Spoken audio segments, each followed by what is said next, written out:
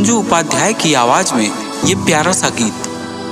हमको पता है अपनों की तुम्हें याद बहुत आएगी, बीते लम्हों की वो याद सोच के तड़पाएगी।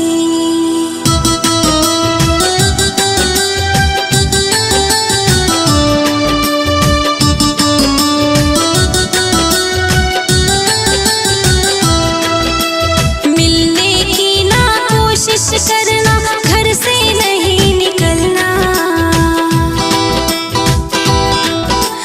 मिलने की ना कोशिश करना, घर से नहीं निकलना।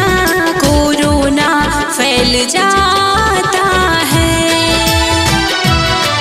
कोरोना फैल जाता है, कोरोना फैल जाता है, कोरोना फैल जाता है।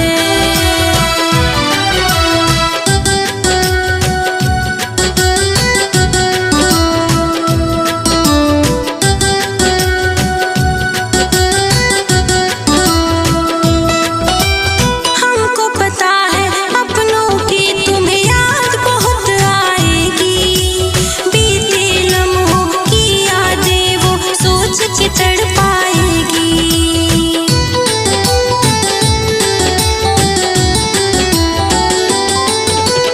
हमको पता है अपनों की तुम्हें याद बहुत आएगी, बीते लम्हों की यादें वो सोच के तड़पाएगी।